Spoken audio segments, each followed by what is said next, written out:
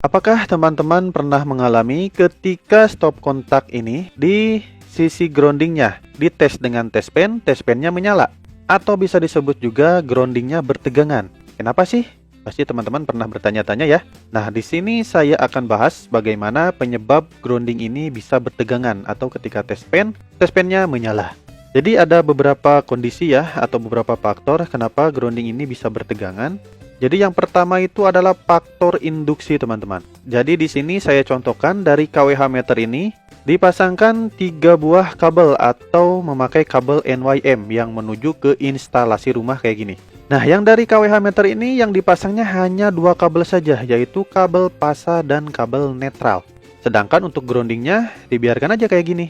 Yang seharusnya ini ditempelkan ke terminal nomor 3 tetapi dilepas. Nah, contohnya kayak gini ya. Nah, jika teman-teman memasangnya kayak gini dan dipasangkan ke stop kontak, sebenarnya ini di sini ada instalasi rumah ya, tetapi saya persempit saja, saya persimpel saja menjadi stop kontak saja.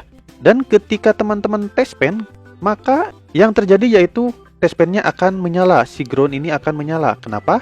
Karena di sini ada faktor induksi teman-teman di kabel ini. Kalau dalam ilmu fisika mah ini adalah sesuatu yang wajar teman-teman, karena kabel yang pasa ini kan yang bermuatan listrik berdekatan dengan kabel ground dan juga kabel netral.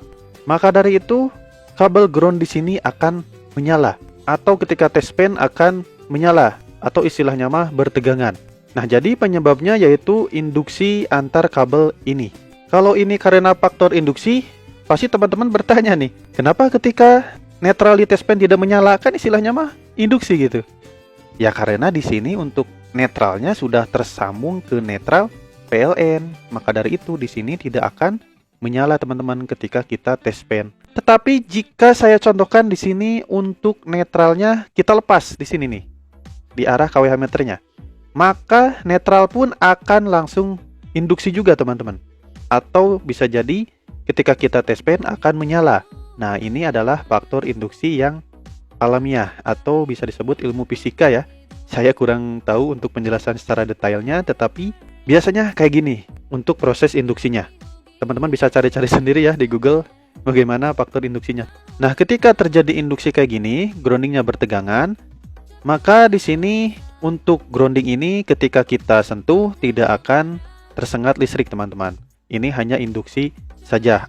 Nah, sekarang bagaimana cara agar supaya si grounding ini tidak terjadi induksi atau tidak bertegangan kembali? Yaitu kita dengan menambahkan sistem grounding ke tanah teman-teman kayak gini. Jika kita menambahkan sistem grounding ke tanah, maka akan otomatis untuk induksi yang ada di grounding stop kontak ini akan tidak lagi bertegangan. Atau ketika kita tespen tidak akan menyala kembali teman-teman. Nah, jadi ini faktor yang pertama kenapa grounding bisa bertegangan atau ketika kita tespen menyala. Yang paling berbahaya itu kayak gini teman-teman. Dicontohkan di sini ada rangka atap baja ringan.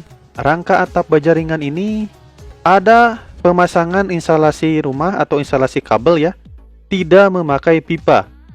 Dan di sini dicontohkan untuk pasanya menyentuh ke baja ringan ini.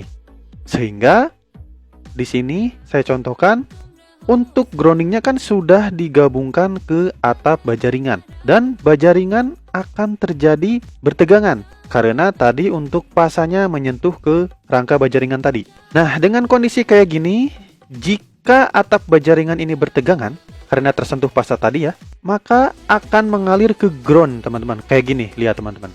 Mengalir ke ground sehingga masuk ke stop kontak. Ketika kita stop kontak tes dengan tespen, maka yang terjadi yaitu groundnya bertegangan. Nah, ini yang dibahayakan teman-teman. Sudah pasti ini ketika kita pegang atau tiba-tiba kita tersentuh, maka akan tersengat listrik teman-teman. Udah mah ini tidak dipasangkan ke KWH, terus tidak dimasukkan ke tanah juga. Ya ini yang paling bahaya. Bisa jadi nanti tersengat listrik teman-teman. Bukan hanya atap baja ringan saja ya.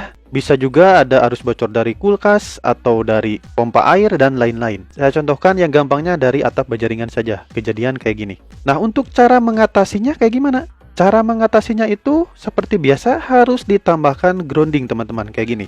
Digroundingkan ke tanah. Maka dari itu jika atap baja ringannya bertegangan, maka akan mengalirkan arus masuk ke grounding dan dibuang ke tanah teman-teman. Sehingga untuk stop kontak ini, untuk groundingnya akan aman, tidak bertegangan lagi. Karena arus listrik mengincar ohm yang paling kecil, yaitu ke tanah.